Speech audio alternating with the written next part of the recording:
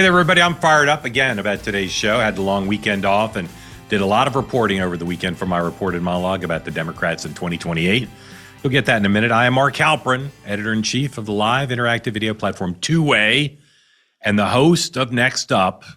Very happy to have you here, and I think you'll be pleased you're giving me about an hour of your time, because if you like to know what's next up regarding the Democrats in 2028, it's the February installment of 8 for 28, the top most likely Democrats to be their party's nominee in 2028.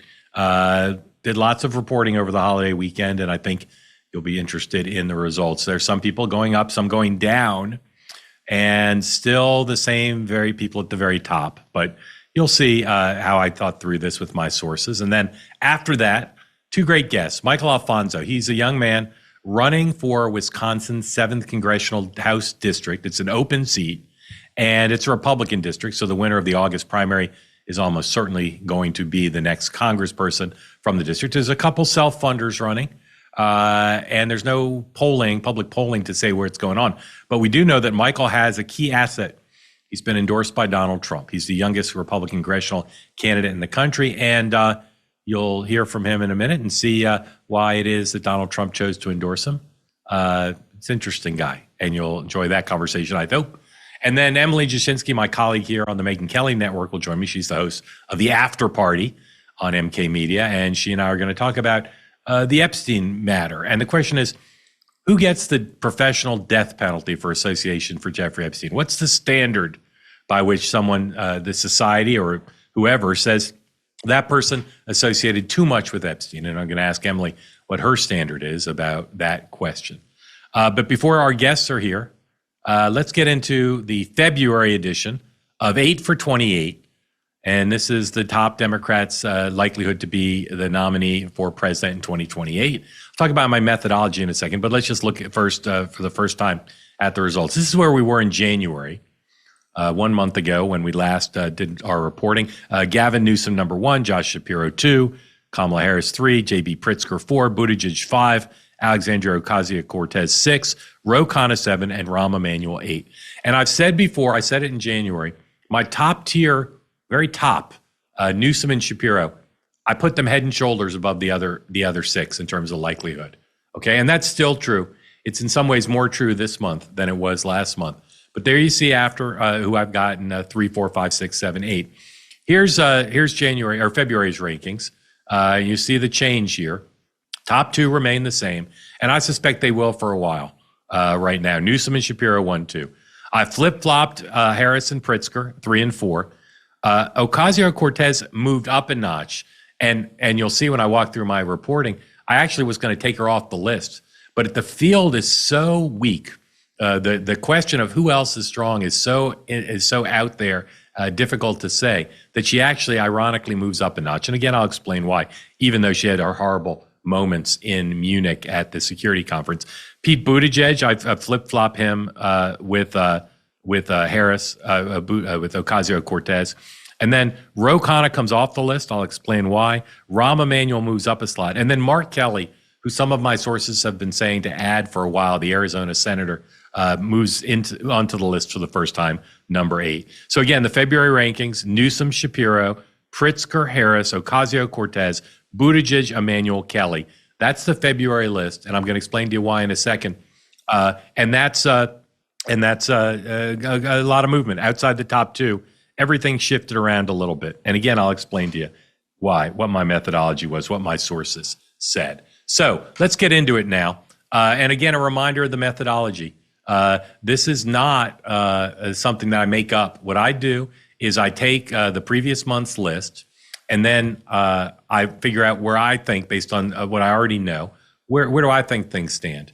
And I'll shift it around. And then I'll share the list with some great Democrats, people who are super knowledgeable, who've worked on past presidential campaigns, who really understand the factors that go into winning a party nomination.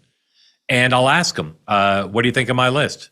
Who should I move up? Who should I move down? And it's so fascinating because their views differ. They're very smart people. Their range, some of them are very liberal. Some of them are from the more moderate wing of the party. But it's just so interesting to see what they come back with. And then I have to use my judgment to take all that input. I can't give everybody their list because they disagree. Now, a reminder about this list. First of all, it's early, I know, but not so early because this is all being covered. It's all happening. But this will change over time. And as we see this month, there's some changes. Second, this is about winning the Democratic nomination.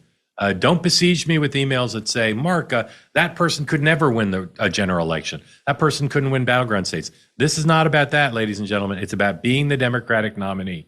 Now, some of you are going to be disappointed and say, oh, there's nobody on this list who's any good. Not my fault. I'm just covering the field as it is. So if you're disappointed either in who's on it or who's not on it, send me an email, but recognize that this is, by most standards, one of the weaker fields of either party that I've covered in my career. Third, I factor in whether I think people are going to run. And there are people on this who aren't on the list because I don't think they're going to run. If you said include everybody, I'd make Michelle Obama number one, because if she ran, she'd be the Democratic nominee probably. So you got to factor in that as one issue, although the question of who's going to run and who's not, something we'll discuss today. This is a snapshot of where we are now. I'm not predicting who the nominee is going to be. I'm just telling you, projecting forward who the most likely are. So what did I find overall in my reporting? And again, we'll get into the actual list again in a second. First of all, and again, don't shoot the messenger on this. This is just a reality of my reporting. There's a strong belief in the Democratic Party that the party should not and will not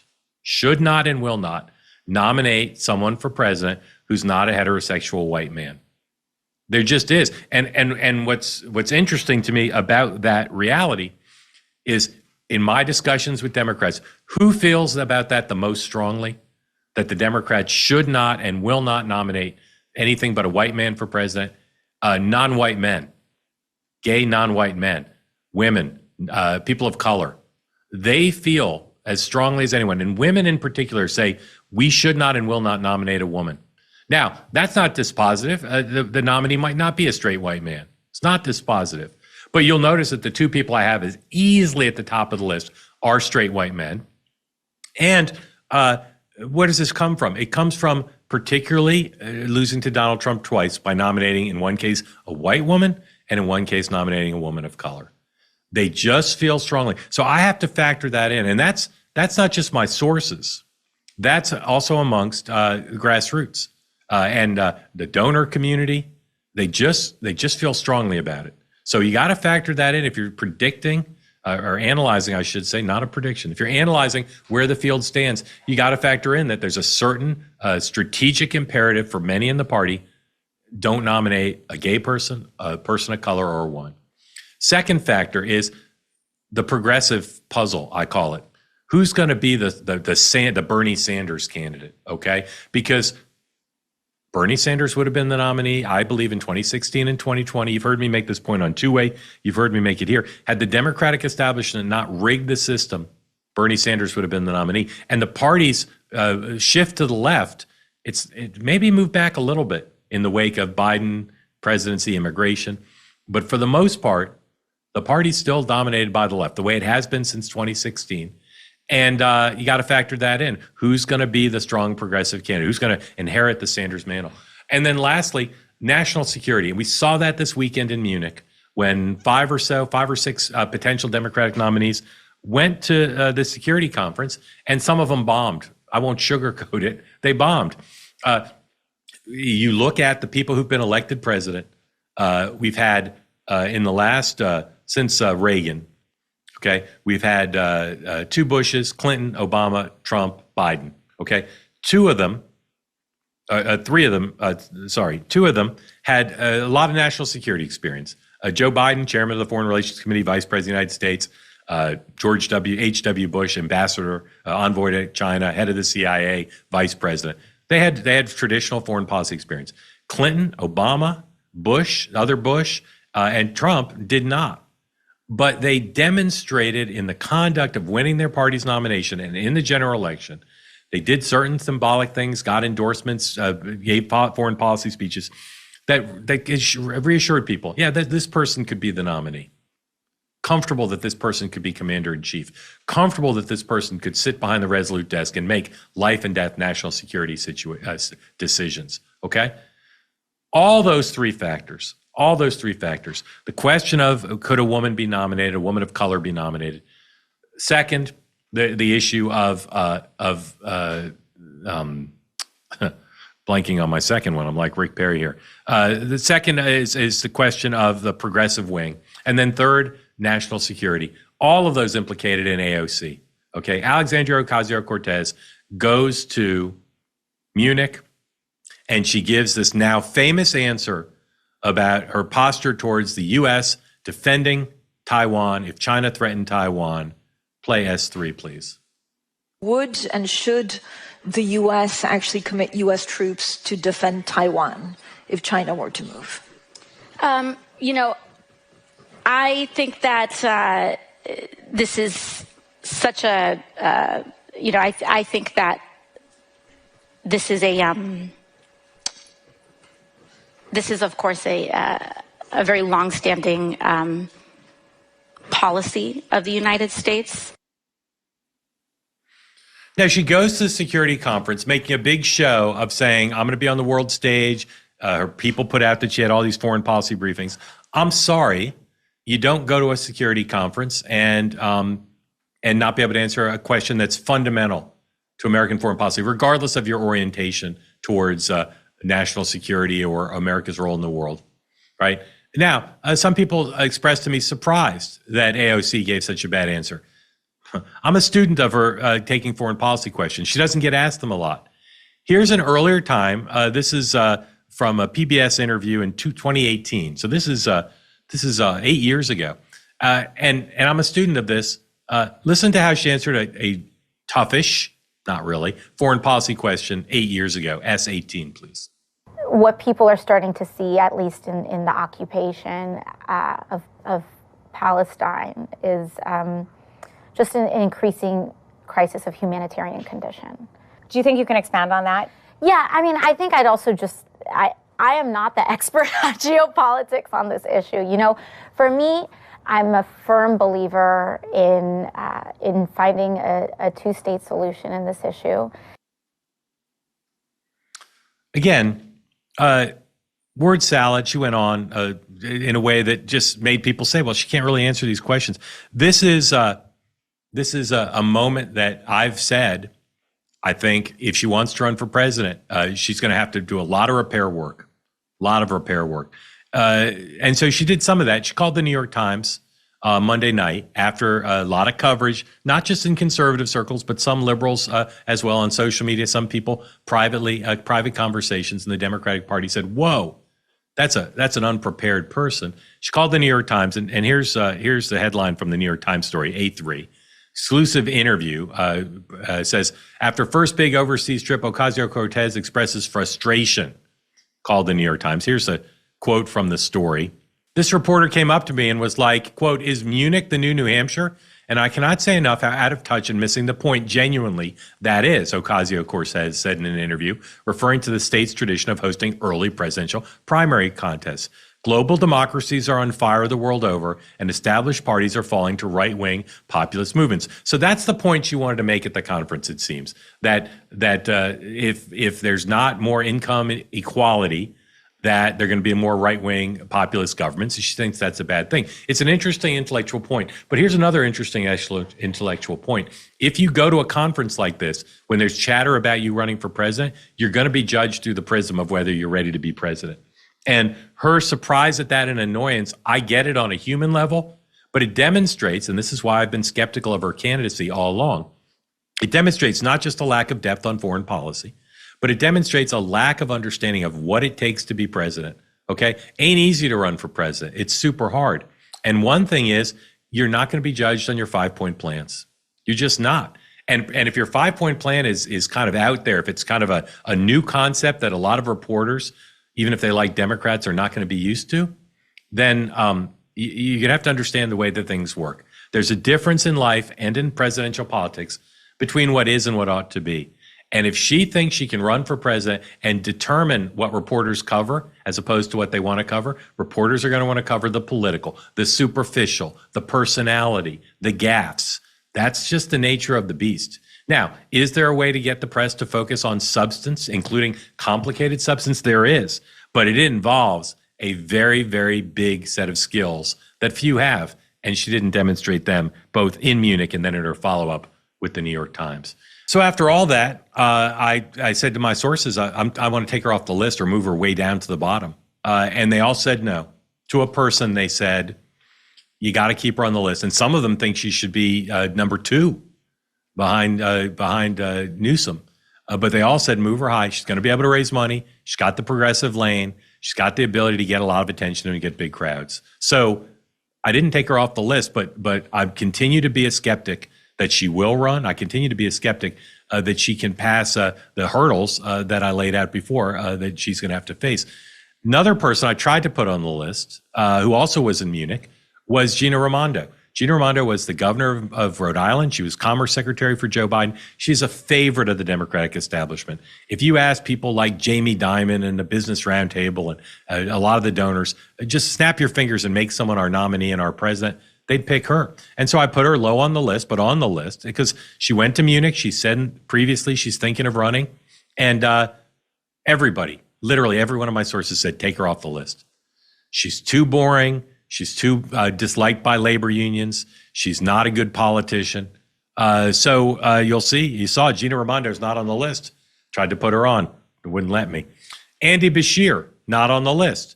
Often talked about. Some of my sources are split here. Governor of Kentucky. Some say absolutely she belongs on the list. He belongs on the list. He's should be high on the list. Some of them said move him up high, top 5. Other people agree with me. And my judgment right now is he just it does not have what it takes. Has not gone through the scrutiny. I've said it before. Has not played at the major league level. So that's going to be one of the controversial things here. I took Ro Khanna off the list. A little counterintuitive. He's so in the news now, particularly on Epstein. But I believe the mistake he made this past week, naming a couple people listed in the Epstein files as co-conspirators, when it turned out they were completely innocent. They were in the files in a law enforcement lineup. I believe that not just reflects on his risky use of the Epstein files to raise his profile, but I talked to people amongst my sources who were unsettled by it. He's a very smart guy, but they said the judgment shown there really gave them doubts about whether he can do what he needs to do to be part of this. Now, he may take that AOC lane. He's a Sanders supporter. Maybe he'll be the progressive candidate, but for now he's off the list. Wes Moore, governor of Maryland, not on the list. I've not been high on putting him on the list either. Why is he still off my list? Well, here's what he said to Norah O'Donnell when he was asked at a town hall last weekend, what are the chances you're going to run for president? He's previously said he's not going to run. Here is being again asked, are you going to run? S7, please. But would you ever consider running for president? No. I'm excited about my job. And there was so you're saying you're never going to run for president? Yeah. When they started talking about that, I said that there was nothing that anyone could say to me to make me do it. But you're not saying that you won't ever run? I don't see a reason. I love my job. All right. Now, the last answer is a little bit of a hedge, but in normal English language usage, are you running for president? No, that's it.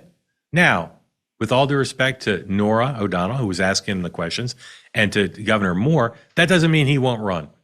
Okay? I've learned a long time ago that people in the media, people in politics are not very good necessarily at determining whether someone has ruled themselves out for running. And even if they do, quote unquote, rule themselves out, it is meaningless. I give you, for instance, my 2 favorite examples of people saying they would not run for president. Here's Bill Clinton in 1990 in a debate as he was running for re-election of governor of Arkansas. S1, please. I intended to run, and that's what I'm going to do. I'm going to serve 4 years. I made that decision when I decided to run. If you listen to all these political columnists, they'll tell you that no one much outside of Arkansas believes that I could do anything else. When I decided to run for governor, I decided to serve for 4 years as governor. I do think it's sort of sad that Sheffield Nelson, who said in 1985 he thought I'd make a good president, now thinks it's a bad thing when anybody from Arkansas that he's running against is considered. But I'm not being considered. I'm being considered as a candidate for governor. That's a job I want. That's a job I'll do for the next 4 years. All right. Then, of course, literally a year later, he's running for president. he said he drove around Arkansas and people told him he should run for president. He changed his mind. That is one of my two favorites. Here's my other favorite. This is even more definitive. This is Barack Obama after being elected to the Senate in 2004 with Tim Russert in 2006. Tim Russert pinning him down. Will you run for president in 2008? S5, please. I will serve out my full 6-year term. You know, Tim, if you get asked enough, sooner or later you get weary. And you start looking for new ways of saying things. But my thinking has not changed. But so you will not run for president or vice president in 2008? I will not. I will not. Not, I don't intend to, not, I might not, or I'm not planning to. I will not. And yet, of course, he did run for president. Same thing. People told me I needed to. So I don't take these statements, seemingly Sherman-esque statements, somebody's not going to run, to mean a darn thing. But I still don't think Wes Moore is going to run, and if he does, I still don't think he's that formidable a candidate. So we'll see if Wes Moore does run. George Clooney wants him to run, but I don't know that he will. Okay, so that's the people who aren't on the list. Let's go back to look at the list of people who are on the list for February. Gavin Newsom, number one. He went to Munich. I will say some people in the Democratic Party continue to wonder about his criticism of Donald Trump on foreign soil. He did it at Davos. He's now done it again in Munich. It's rubbing some people the wrong way. You want to be commander-in-chief. Can't do it historically. But at the same time, he's become the resistance candidate. He's become the guy who wants to criticize Donald Trump. So he goes to Munich and he hits Donald Trump hard and says things about an American president on foreign soil previously inconceivable. Here's Gavin Newsom in Munich saying President Trump is in retreat. This is S6, please. Donald Trump's in retreat. He is historically unpopular in the U.S. They're in a reset because economic conditions. He's underwater in every key category, including his number one issue, which was immigration. And he's shown to be weak. When people stand up to Trump, when you fight back, fight fire with fire, he backs down. This is happening within the United States, and it's obviously happening in real time around the globe. And I think people are figuring that out. At the same time, he continues to dominate the field as an aircraft carrier with an aggressive staff and a book tour that's coming out that has lots of key state stops on it. I think you're going to see a comparison of Newsom's book launch from some of the others we've seen that will demonstrate again that if he does run, he is the front runner for the nomination. Number two, Josh Shapiro. I've said before, I thought his book tour was not that successful. The book has sold better than I thought it would. But in terms of establishing his brand, of becoming better known, of helping him in the national polls, which matter now for donors and momentum and with the media, I don't think it was very effective. He is, though, continuing to go out, and he's, Newsom is kind of the resistance candidate. Shapiro continues to be, I think, two things in terms of his brand. One is he's the get stuff done candidate, and bring the country together candidate who people find likable. Okay, here he is on a podcast called Track Star, singing an American classic. S11, please.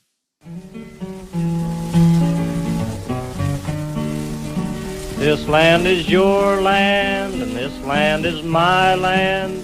From California to the New York Island, from the Redwood Forest to the Gulf Stream waters, this land was made for you and me. By the way, I'm sure I sound way better with that in my ear and singing than I actually do on this show. But that's the American story. It is our land and it is our country. He continues to be a very popular governor from Battleground State. You can see there, maybe it's not your cup of tea, but he's a confident performer, not just singer, and he has a capacity to raise a lot of money and to be the primary alternative for the establishment lane against Newsom. So again, what I haven't seen from him, and my sources agreed, he hasn't shown a different gear. Newsom showed a different gear in the last 6 months. Shapiro was at a very high level, very well liked by the Obamas, very well liked by the Clintons, very appreciated by a lot of members of Congress, Nancy Pelosi, other veteran Democrats. But he's not shown another gear. And there's time to do that, obviously. But that's why he's not number one. That's why he's behind. Go down the list now. Pritzker and Harris, I flipped them. I continue to hear from my sources that Pritzker's ability as a billionaire to self-fund means he needs to be high on the list. But I'll say again, I could take the list of 3 through 8 And I could jumble them up because my sources disagree about who should be where. This is the consensus. And none of them are nearly as strong. They've all got flaws, and Pritzker has a lot of flaws in terms of his Illinois record, et cetera. But the fact that he's a self-funder, the fact that he seems determined to run, the fact that he's popular with unions, make him number 3. I flipped him with Kamala Harris from last month. I could have left them the way they were. The reason I moved her down is she's put out some public statements lately. She's talked to some people privately who I talked to. They just remain skeptical that the party will turn to her. And again, she's just like AOC, a woman of color. Just talked to a lot of people who said the party is not going to be inclined in that direction because of Clinton and Harris herself, and they don't want to take the risk.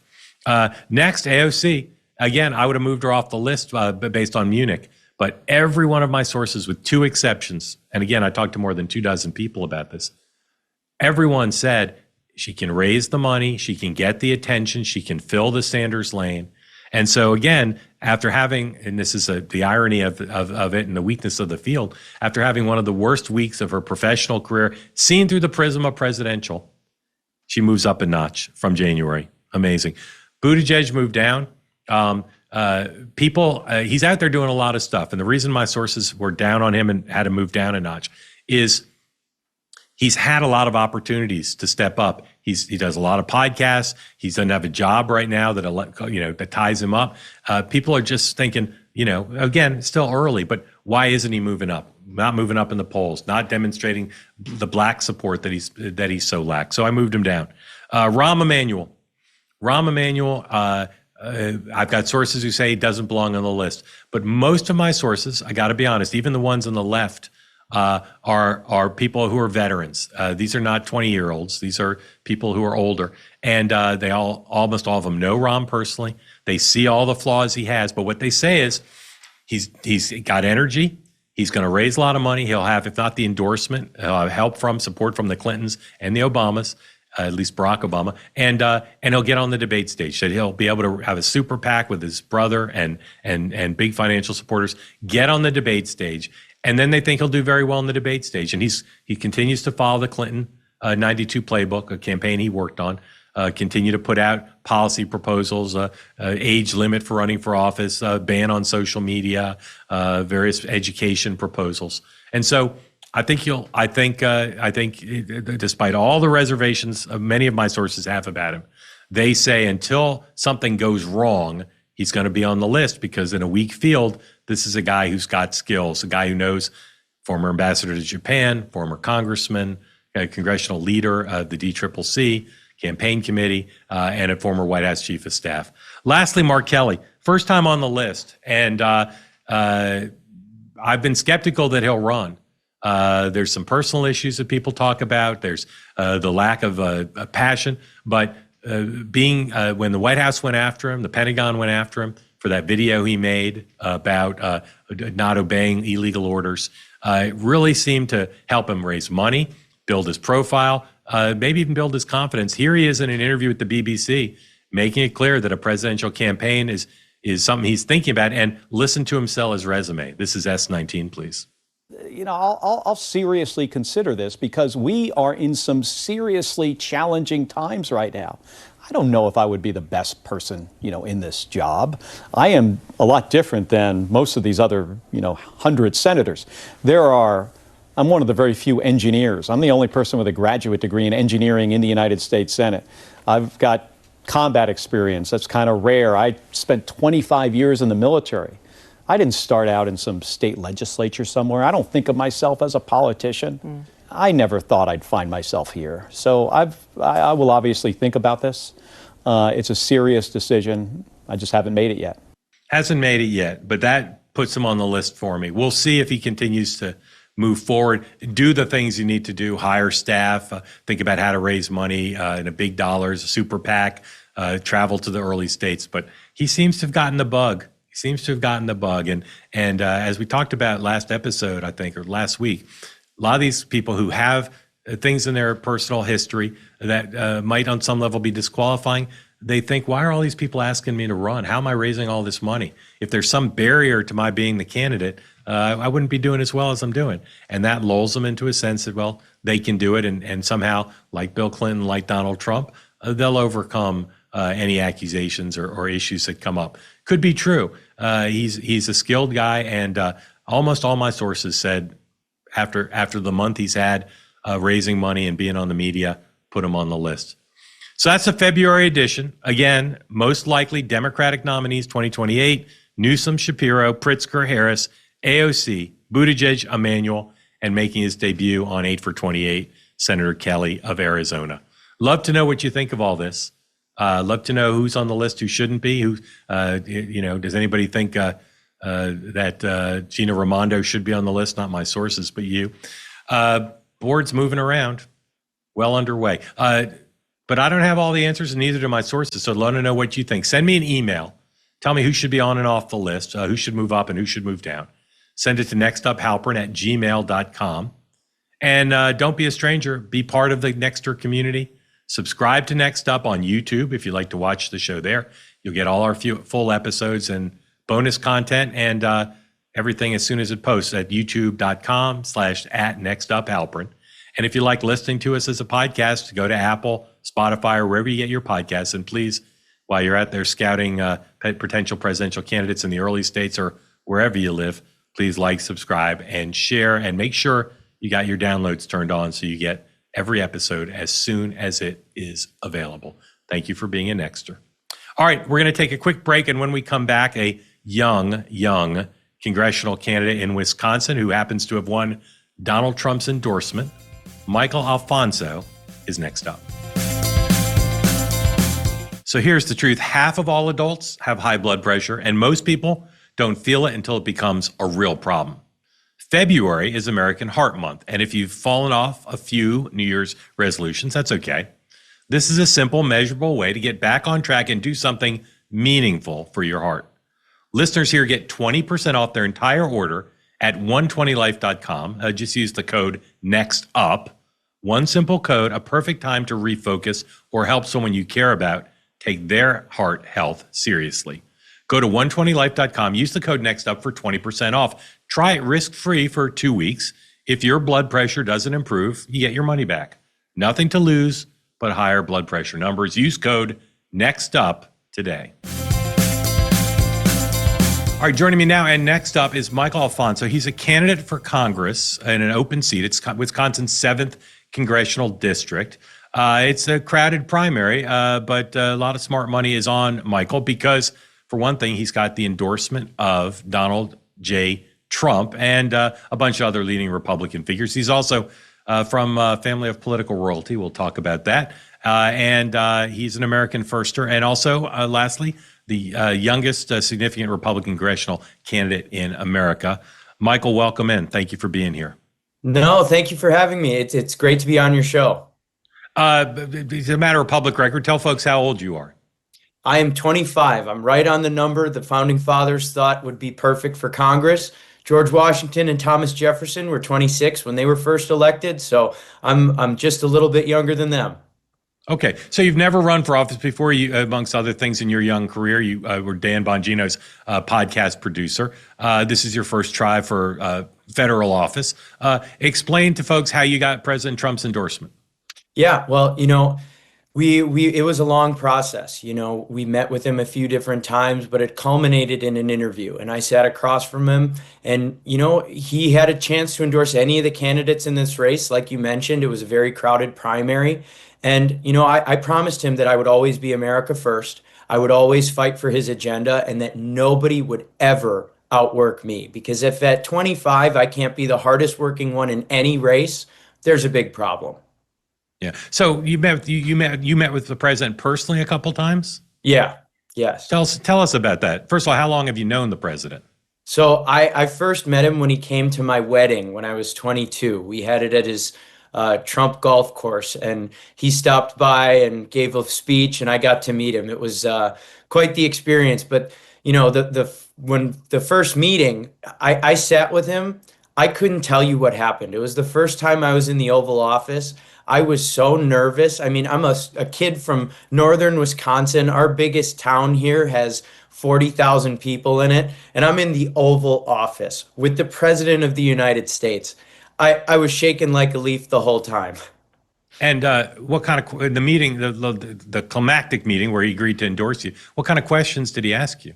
You know, he asked a lot about my family. He wanted to know where I came from, what brought me to this moment, and why I thought I would be the best one in the race. And, you know, he also asked, why are you going to be the one politician here that isn't going to flip-flop on me? Why are you the one that's going to actually get some of my executive orders into law? And, you know, I told him, I grew up, got interested in politics at 16 when President Trump stood on a stage and told a room full of donors that we were lied into the war in Iraq. And I knew at that moment, this was something special. I mean, seriously, up until that moment, I thought that, you know, America couldn't be won back. And President Trump gave me faith in that moment. And I told him about that moment. And that's why I will always have faith in the president and always be one of his biggest supporters.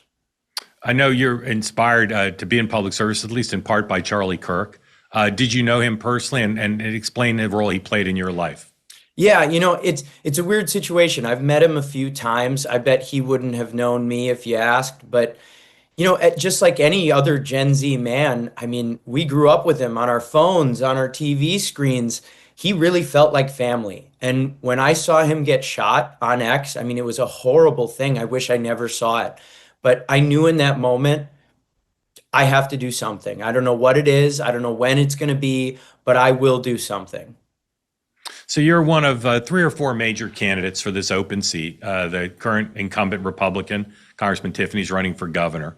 And it's a very red district. I think President Trump won it by like 20 points. So the winner of the primary in August is, and there's no runoff in Wisconsin. So the winner of the primary is going to be the next member of Congress. Some of the other folks running are pretty wealthy, right? They're spending some of their own money in this race. You've got President Trump's endorsement. Does that guarantee you that you'll be the nominee, or these other folks with more money might be able to beat you? You know, I like to say that anything can happen in politics or an election. I mean, everyone thought Hillary Clinton was going to wipe the floor with Donald Trump, and we know how that went. So, you know, in the end, this district, it's a very rural district. The average voting age is 60 and up. These are people who really want to meet their candidates. They want to shake your hand. They want to look you in the eye and know that you're a genuine person. So the winner of this race, the Trump endorsement means the world to me. I mean, having the support of the greatest fighter in my lifetime for America couldn't mean more to me. But when it comes to the election, the one who wins is going to be the one who works the hardest, and that I have on lock. So I said you got the president's endorsement in Republican politics. That's typically dispositive. Not very many people have gotten Donald Trump's endorsement and not been the nominee. Tom Emmer, the House Whip, has endorsed you, a bunch of other people. You've also been endorsed by the Secretary of Transportation, who used to represent the district. Secretary Duffy used to be Congressman Duffy. Explain how you got that one. Well, that endorsement came a lot earlier. That came in 2021 when I asked for his daughter's hand in marriage. So I had known him for quite a long time. And, you know, I still remember it to this day. I had bought a ring. I was nervous about it the whole day. I knew I was going to ask him later at night, and I was waiting for him to be alone. And I went to him and I said, you know, I want to marry your daughter. And that's when I got his endorsement. Yeah. So your in-laws are Congressman Duffy and his wife, who's a very prominent journalist and host on Fox, and that's a big advantage, right? Because I'd say they're amongst the most famous political people now, media people now from Wisconsin. So explain what role they're playing in helping you try to win this race. Well, that's a simple one. I'm a math major from the University of Wisconsin who worked construction for 6 years. I've never been in front of a camera in my entire life. So with the help of my wife and, you know, a lot of people who have been there before, they can coach you through this. They can help you learn how to get better every single day. And that's really the major role that they play, is just support, like any good family would, helping you. You know, some of the debrief sessions after my first couple of hits were a little harder to listen to, but, you know, it's really amazing to have people that have been there, people that understand how it works to really coach you and guide you through it. All right, let's talk about some policy stuff. President Trump was president during COVID. What letter grade would you give him for how he did overall handling the pandemic?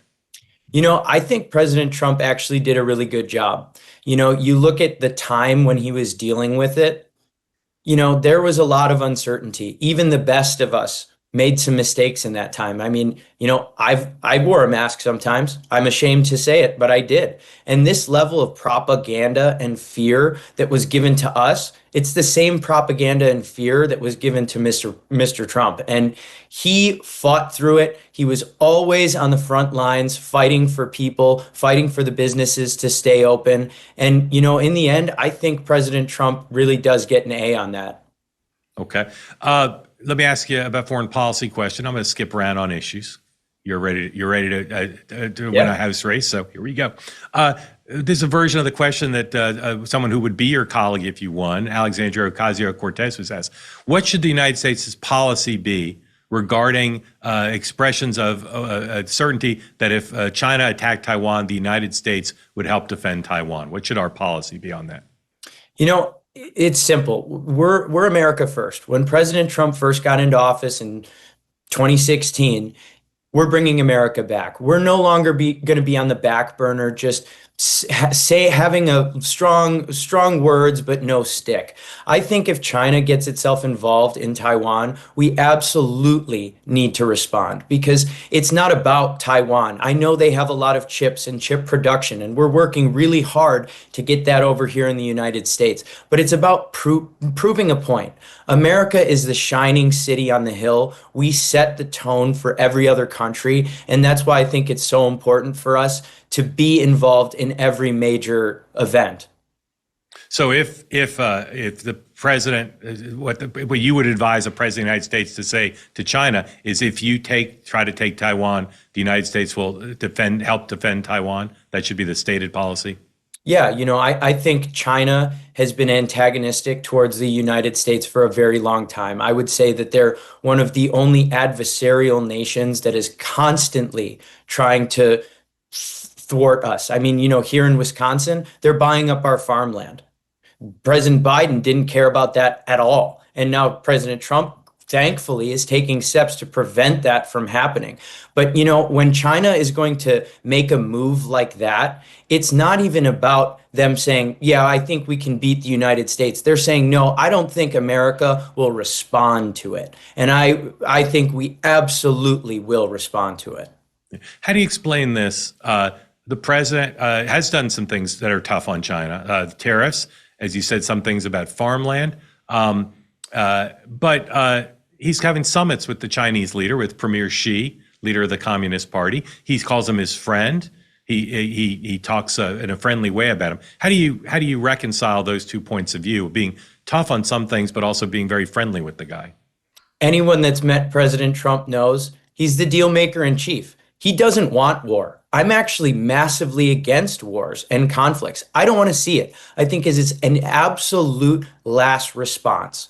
But President Trump, he's being friendly with the leader, but he's establishing very clear red lines. You do not cross this line. We are the United States of America. We don't joke around, and we mean business, especially under this president. How do you use AI in your professional life now? Oh, I use it so much. I mean, every day it seems to be getting better and better, and it's actually a little scary. So right now I'm a part-time accountant, and I wonder if it could replace me almost. It's something that I think is on the horizon that a lot of, some of our best older legislators don't really see the dangers of it. And I think this is one of the areas where having young people who really understand this technology and understand what it could mean for the future, why it's so important to have them involved in the decision-making process. Because even right now, there's discussions on whether the state should regulate it, whether the federal government should regulate it. We need people who have used these things, have really been almost formed by it to make these decisions. What are the dangers if policymakers at the state and federal level miscalculate? What are the dangers of under-regulating AI as you see it? Well, honestly, I mean, it's one of those where the dangers could be anything. I mean, it could go as far as the entire world is destroyed. If we give over all decision-making power to AI, which I don't see happening in the near future, still not quite up to snuff in math departments and coding departments, but it's getting there. And I think, there is no bound to how bad this could be. But even on a smaller scale, what happens when students in high school or middle school, as they are right now, realize that they don't need to learn how to write because AI will just do it for them. And it starts creating a situation where if we don't pay attention to this, we're going to have an entire generation of students that doesn't know how to write, doesn't know how to do math, and doesn't know their history because they'll just believe whatever comes out of the AI. So those are two pretty big things: our kids not knowing how to write and the entire planet being destroyed. So does that mean you're inclined towards either federal or state regulation of this industry now? I think it's very targeted. So we need to be very careful with federal regulations. I think state regulations are generally a better way to go, but with something as dangerous as AI, I do think it kind of falls to the federal government to make these rules and regulations. Now, we don't want to fall behind China. That's one of the big fears with regulations. But we also don't want to have our entire way of life completely uprooted. And I think it's important to be very specific and very deliberate with how we regulate this and when we do it. There's been very little polling. I don't think any public polling in your race. And the debates haven't started yet, right? You haven't really engaged with the other candidates. So what do you expect the other candidates to say about you in the context of a race where you have the president's endorsement, which again, within the Republican Party, within a primary is pretty strong. So do you expect they'll say you're too young or inexperienced? What are you expecting to have to defend within the context of these other folks with a lot of money to run ads against you? What do you expect them to say? Yeah, the favorite attack line is exactly what you mentioned. He's too young to run for office. I love when they attack me for that because I actually think it's my greatest asset. At the age of 25, I don't get tired. I always have energy, and this is a big district. It's actually the biggest district east of the Mississippi in the country. And the people in this district want to see their representative as much as possible. So who's going to have the energy to go to every single county, no matter how big, how small? That's me. And when it comes to experience, I've heard it. This isn't a first-time job. We need someone who's ready on day one. It seems to me like they almost don't appreciate the fact that if you don't wear a white collar going to work, you somehow don't have experience. I've worked in construction for 6 years. I've been an accountant. I've worked for Dan Bongino as his producer. Experience isn't a problem. But I would also tell you, what has experience ever gotten us in Congress? Joe Biden, Nancy Pelosi, Chuck Schumer? I mean, we get riots in Minneapolis and our hometown of Kenosha in southern Wisconsin. I mean, the argument of experience, it doesn't seem to make a lot of sense to me. What are the big towns and cities in the 7th Congressional District of Wisconsin? The two biggest are Wausau, Wisconsin, which is where I spent a lot of time growing up, and Hudson, which is right across from Minneapolis. Yeah. And has a Democrat ever represented the district? Yes. The last Democrat to represent the district he won the election in 2008. His name was Dave Obey. He held the seat for 40 years, and we like to call him the king of the earmarks here because that's how he used to win his races. He would give special gifts to all of his biggest supporters, and it also happened that he was the chair of the House Appropriations Committee, which anyone that knows something about that has a little bit of power in deciding where the spending is allocated. He was a relatively moderate Democrat, but as you said, he just was a fixture of the area. And I was in the district with him once, and everybody knew him. Everybody appreciated the power that he had for the 7th district. All right, let's do a little rapid round stuff. Who's your favorite Trump cabinet member besides the Secretary of Transportation, and why? Oh, I have to go with Marco Rubio. I mean, the memes online, it's hilarious. So I'm also of Cuban descent, so that's a little extra caveat on top. He understands how dangerous communism is, and he sees the young people starting to trend a little dangerously to communism. But yeah, really the memes. I mean, I've seen so many jokes online. Every time a major head coach from a football team gets fired, there's Marco Rubio is apparently interviewing for the open position. Yeah. Okay. If you could only use one social media app and couldn't use any of the others, which one would it be and why? I wouldn't use any of them. I actually didn't have any social media presence really until I started running. I think social media is something that wastes your time and rots your brain. I think we should actually be fighting to have less usage of social media. And I don't mean regulations, of course, but just privately, we should all be trying to spend less time on the internet and more time with our friends, families, and neighbors. You're having your first child coming up in a couple months, right before the primary in August. Do you know the gender of your baby? Yes, it's going to be a little girl. Little girl. Although okay. we haven't asked it, so in today's day and age, who knows, right? Yeah, she could come out with her own point of view on that. What's the main thing you've learned from others, either by watching or asking for advice? What's the main thing you've learned about how to be a good parent?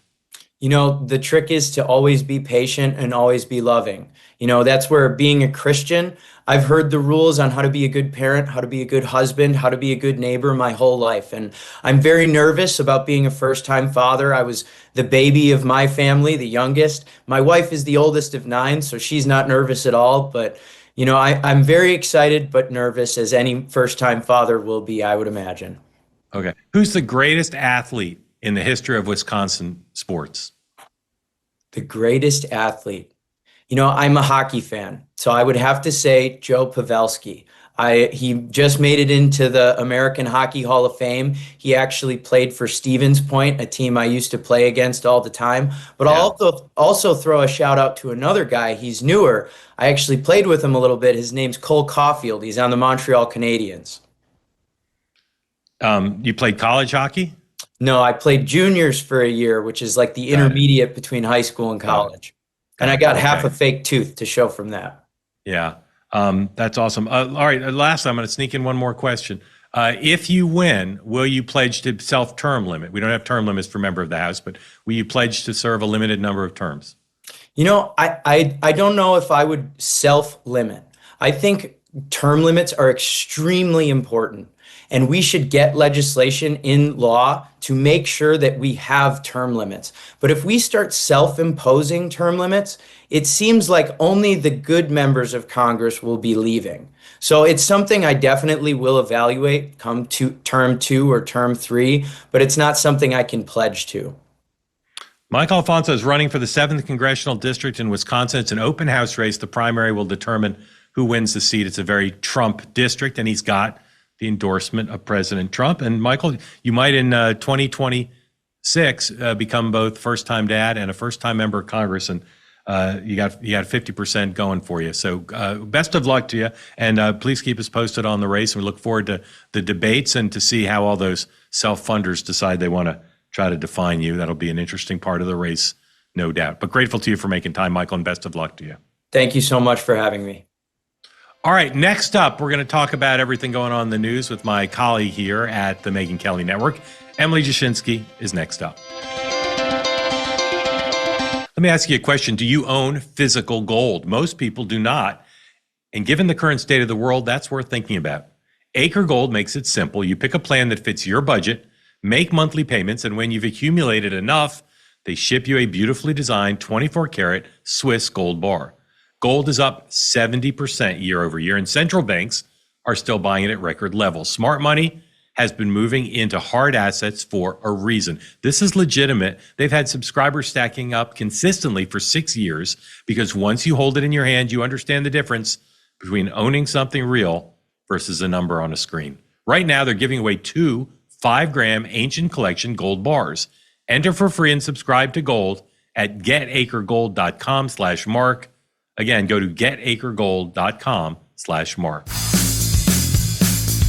All right, welcome back. Next up and joining me now, Emily Jashinsky, host of The After Party with Emily Jashinsky. It airs on MK Media Mondays and Wednesdays at its new and improved time, 9 Eastern time. Emily, welcome back. Why the move to 9 p.m. Eastern time? Well, as I keep saying, it's prime time technically. Now, 10 p.m. is also technically prime time, I guess, but Nielsen says peak viewership is like 9:15 to 9:30. So maybe we'll be hitting a sweet spot between East Coast and West Coast. That's the theory. Also easier to get guests because, as you know, Mark, journalists are like already drunk by 10 p.m. They don't want to come on a podcast. Well, or old journalists like me are already asleep by 10 p.m. Liquor is a huge part of the program's success. Do you expect people to be equally ready to liquor up at 9? Right Eastern? before, well, again, this is where we're going for the sweet spot, right? Like right before people are too drunk for air, but just drunk enough. Got it. That is a sweet spot. It is a weird moment in the news because we're coming out of a long weekend, have all these international stories, particularly Iran and Ukraine, that are just massive. And then Congress is away. Minnesota's kind of faded a little bit. And then the story about Savannah's mom is just so big. It just gets so much attention. But Epstein hovers. The reporter's still going over the documents. The Clintons are testifying next week as, I think, undercovered Epstein's accountant and I think lawyer. And just still a rolling thing. Here's my first question for you about Epstein. If you were queen, and to some extent, that's not a hypothetical. If you were queen, what would the standard be to say a person loses their job and their place in society if they're in the Epstein files? What has to be true? Just having your name in there is not enough. So what is the Jashinsky standard to say, sorry, too closely associated with Epstein? Yeah, it's a really difficult question, actually, because if you look at the Peter Attia case study, this is, I think, one of the most perfect cancel culture tests, stress tests you could ever conceive of. And it's, newly into Barry Weiss, the anti-cancel culture journalist's tenure at CBS, they have to make a decision about whether to keep Peter Attia on as a contributor. And this is the one where I have kind of done a lot of thinking about what it means. Because before you say, and I'm glad you chose that because it's a great example. Yeah. This is a guy who's a doctor who gives who's a TV doctor, and CBS named him as to their board of contributors to come on CBS and talk about medical issues, like literally the same news cycle as the Epstein files came out. And he had lots of exchanges with Epstein, including some a little racy and off color. Mm-hmm. No indication he knew of any law breaking. No indication that he broke any law. But his communication with Epstein continued after that divide line for many, after Epstein was in prison. And the guy's major defense, I think, is, just to summarize and then turn it back to you, is I didn't know famous people back then. I do now, but back then this was like a famous guy, and I was kind of caught up in communicating with him. So please, judge, jury, and justice, talk about how you grapple with the case of whether that guy not just should be on CBS, but should he be a member of society still? Many such cases in the files, as Donald Trump would say, because there are a lot of, Attia's specialty is longevity. And one of the things that you see in the emails is Epstein was very interested in research into transhumanism, arguably eugenics, and really trying to create different ideas about what you could do with cells, for example, and how you could, at one point he was talking to Kathy Rumler, former White House counsel, about can people find me NSA to code break the human cell? Is there a way that we can apply code breaking to computers, to the cells?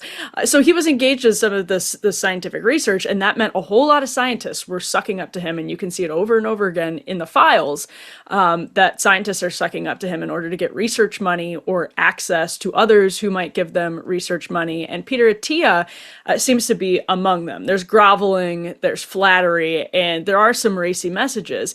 Peter Attia was hired to be a TV doctor to talk on CBS about longevity. So if I were Barry Weiss, my questions would be, is this affecting your ability to be a good colleague, right? So are people going to trust you less? Does this hurt interpersonal workplace things? Do you believe him? She knows him personally. Do you believe that he actually is sincere when he says, oh, my bad, didn't know that it was this significant, that it went this deep, thought he was just a little bit creepy and was trying to broaden my network as a young doctor? So some of those things are important questions, because it's different when people are just getting caught in the Epstein web and trying to flatter him in order to have a transactional relationship, get access to a bigger network, and maybe even to some funding. And then how can they fit into your workplace? What is their purpose? Those are good questions. But Kathy Rumler, to me, there are shades, and Rumler is such a good example of something. She was the CLO of Goldman Sachs until a couple of days ago. That's insane, given the close level of cooperation she had with Jeffrey Epstein on some like political questions as well. Right. So you're absolutely right. I agree with everything you said, and you framed it really well in terms of what the questions are for someone like Barry Weiss.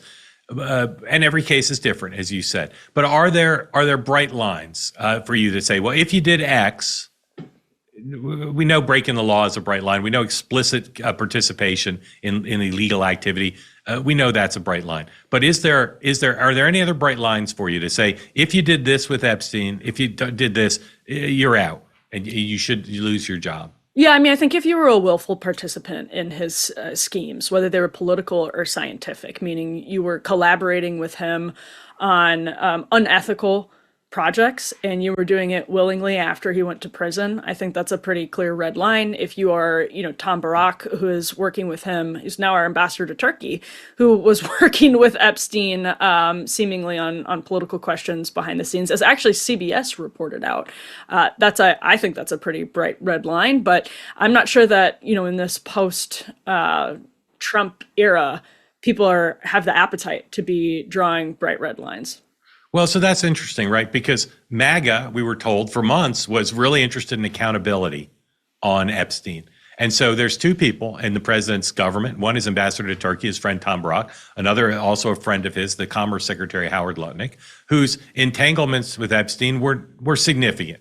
They weren't the most entangled with him, but they both had lots of dealings with him. In the case of Howard Lutnick, he didn't tell the truth about it when he was asked. Why is MAGA so relatively quiet about those two guys remaining in the Trump administration, given their relationship with Epstein? Well, I'm not judging it. I'm asking you, how do you explain it? Well, and there's also, we were talking about Steve Bannon last night, who, speaking of people who are willful participants, it's pretty clear in the text messages, particularly that have been released, that Bannon and Epstein, and actually Kathy Rumler as well, were colluding on this broader effort to rehabilitate his image. And we still don't totally understand financially how that may have benefited Rumler and Bannon, who we know Epstein gave gifts to. But, the question, I think, is of why MAGA isn't demanding scalps is that, frankly, Trump himself was entangled with Epstein for many years, and that complicates it if you start drawing red lines that, cast Tom Barak out or cast Steve Bannon out. Then it's like, well, Virginia Giuffre said she was recruited. And actually, I think even Ghislaine Maxwell has agreed. Virginia Giuffre was recruited from Mar-a-Lago itself. And so whether or not people are validated in the Democratic Party towards their concerns or about their concerns towards Donald Trump and his relationship with Epstein, the fact of the matter is, on paper, if you're comparing some of these cases, Trump himself is in the birthday book. Like there are some problems for Trump. Yeah. Well, I mean, Trump's activity, though, is before he went to prison, and for a lot of people, that's a bright line. What you seem to be suggesting, and again, I'm not criticizing your position or doubting it, but you seem to be saying there's some groupthink amongst MAGA, that everybody kind of reaches this conclusion, well, Trump's connected to it, so we need to go easy. Some people work for Trump. Bannon doesn't work for Trump. Rumler doesn't work for Trump. The ambassador to Turkey, the Commerce Secretary, do. You're saying MAGA basically said, we don't care about Epstein anymore or accountability for Epstein anymore because of this? Like, what's the groupthink within MAGA? I'm just confused by it. It just seems odd that they were so concerned about it. Remember, not that long ago, you had all these podcast hosts saying, Mr. President, you got to release everything. There needs to be accountability. And now everything gets released, or at least a lot gets released, and they don't seem to say, well, your Commerce Secretary and your ambassador to Turkey were really close to Epstein, it's now clear, to one degree or another. Mm-hmm. I don't hear any conversation about accountability. Well, and actually on that point, it's interesting too, because one of the people who has led these criticisms sometimes of the Trump administration from the populist right is none other than Steve Bannon, who is in no position now to lead this populist criticism of MAGA. So it might actually be muted partially because of that. People don't know exactly what to make of the entire situation. I also think a lot of people on the right have just been so soured on what happened during the Biden administration, with Democrats now saying, oh, we suddenly care about Epstein. We dismissed this as a conspiracy theory. This was all QAnon insanity and mouth-breathing, knuckle-dragging nonsense for years. And now they're the ones who look like they have the moral high ground because the president himself did not want to sign the Transparency Act. And so I think on the right, it's just this deep exhaustion or fatigue with the political football of it. And they're like, well, if Dems were going to do that for years, switch, and then, the media gives them the credibility of having the moral high ground, there's just no moral high ground anymore. So we're done even playing this game of canceling someone for Epstein connections. Those are two guesses at explanations, but it's a good question. Best explanation I've heard. Tell everybody nice and slowly how they can listen to your program. Well, you can watch After Party. Mark said to go slowly. So speed it up a little bit. Live on YouTube at 9 p.m., but also you can catch it on any podcast platform and also, of course, on YouTube any other time. You don't have to watch live, but it's extra fun live. Mark is sometimes at the gym. And what about your great other content? Yes, well, the Megyn Kelly wrap-up show airs on SiriusXM channel 111 right after Megyn every day, so right at 2 p.m. for an hour. You can also catch me over at Breaking Points and as a columnist for Unheard. Thanks, Mark. I gotta get a show right after Megyn's. That seems like a good slot. Yeah, well, the RCP guys have before, and then I come in after. It's like it's a Megyn sandwich. So yeah, Mark, you're earlier, right? You're earlier on. Well, I just started today. I'm right before the RSP guys, so it's me, them, Megyn, you. That's like Murderers Row. It's too much. It's too much. Yeah. Emily, grateful to you for making time. Always great to see you, and congratulations on moving earlier and being able to get to your raves earlier as well. Yeah, that's the important thing. After you wrap.